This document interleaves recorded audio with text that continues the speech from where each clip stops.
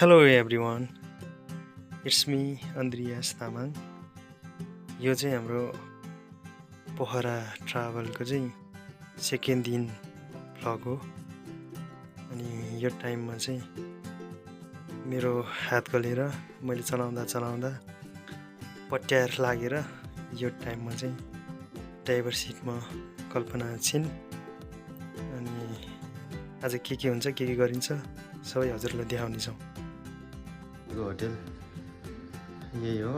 अनि यहाँबाट यस्तो बवाल भ्यू देखिन्छ। यो घरहरू पछाडि फेवाताल छ। अब सुरुमा चाहिँ हामी त्यहाँ जान्छौँ, के कस्तो हुन्छ अब देखाउँला सबैजनालाई। अनि यो चाहिँ मेरो आउटफिट।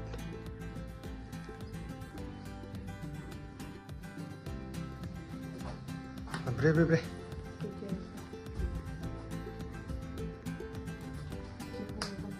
यो चाहिँ हाम्रो होटलबाट देखिने बाहिरको यता फ्रन्ट साइडको भ्यू हो। हाम्रो स्कुटरहरू यता पार्किङ छ। अनि यस्तो छ भ्यू।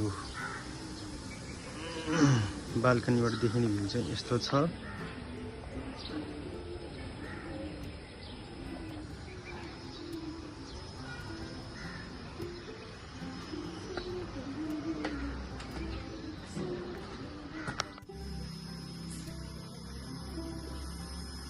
होटलबाट निस्कन गएको एकछिन फेवाताल घुमेर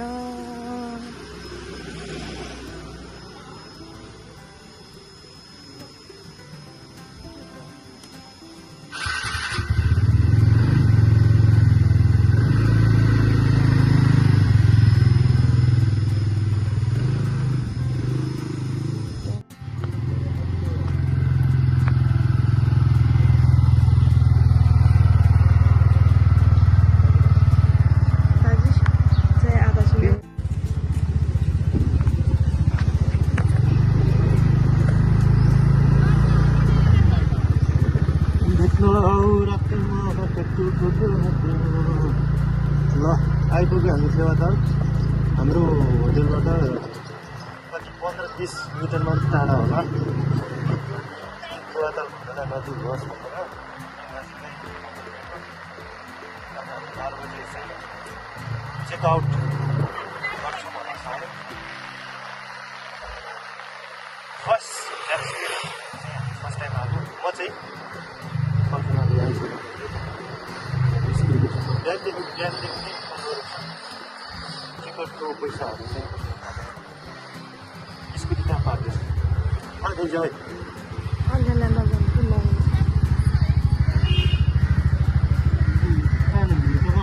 हेलो साथीहरू, हामी आइपुगे। यही हो फेवाताल। बवाल छ ल, डुङ्गा छ। अब हामी डुङ्गा चढ्नेछौँ। दुईजनाले एउटा डुङ्गा लिएर जानेछौँ। जाउँ। टिकट चाहिँ यहाँ काट्नुपर्ने हुन्छ।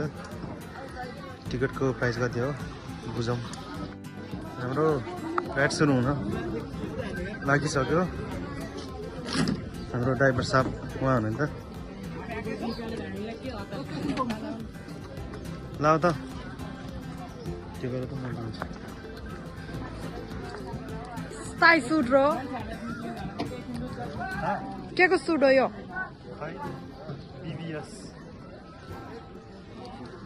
इन केस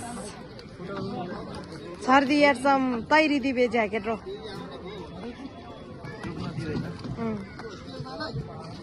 नलाउँदा मिल्दैन भन। म त नलाउने हो। नलाउने किन? अच्छा नलाउनु मगे कम आइनलाई त पो यो के अरे लाउनु पर्ने हो र? कम्पलसरी हो कि हो? ल